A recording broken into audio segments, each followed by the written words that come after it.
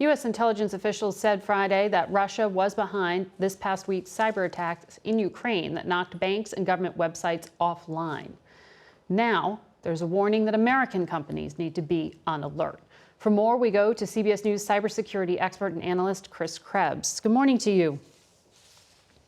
Morning, Margaret. CBS reported that the Treasury Department actually sat down with some corporate leaders, including from JP Morgan, from Citigroup, some of the country's largest financial institutions. What do you see as the most immediate threat here in the U.S. from a cyber attack that happens, in a country 5,000 miles away? Well, the U.S. government has been meeting with critical infrastructure partners now for many months. So it hasn't just been a last couple of weeks. As I understand, it's going back as far as November or even earlier, specific to the escalation of tensions here.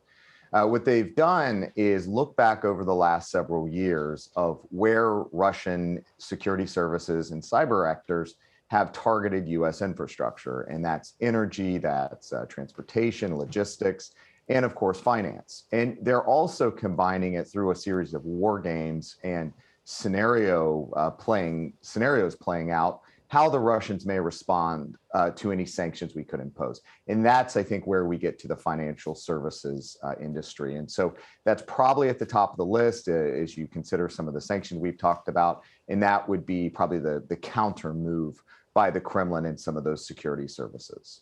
So two sort of distinct threats. One, unintended consequences of spillover, and the other, if Russia decides to target the United States. What exactly is the cyber doctrine of the Biden administration?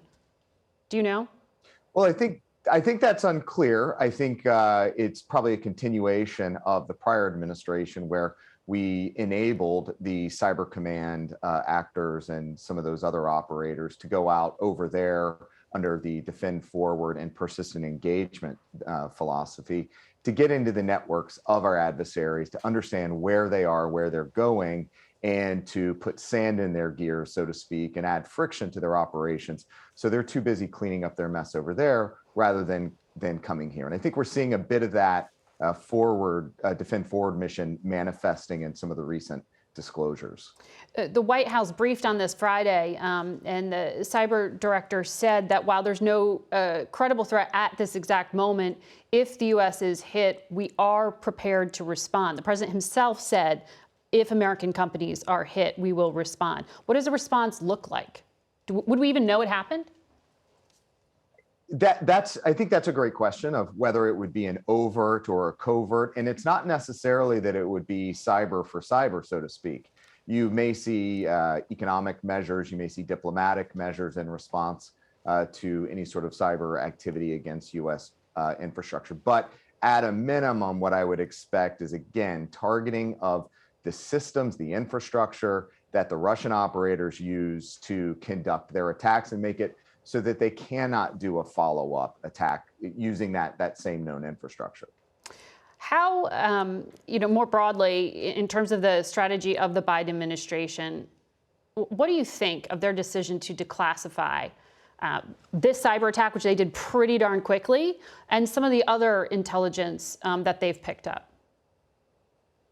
Well, first, I think it's worth pointing out that, as I mentioned earlier, they've had a fairly forward-leaning engagement effort with infrastructure partners, with industry to protect domestic systems here at home. As recently as last Saturday, CISA, the agency that I led in the last administration, released their Shields Up campaign, which provides resources to protect systems here in the U.S. But more importantly, and I say this as a former counteractive measures aficionado in the government, I've been really impressed with how they have proactively called out the bad activity, the malign activity of the Russian government to, again, delay some of their efforts. I mean, this is a rapid declassification that in years past, particularly on cyber activities, has taken months, if not a year or more. We're seeing it happen in a matter of hours.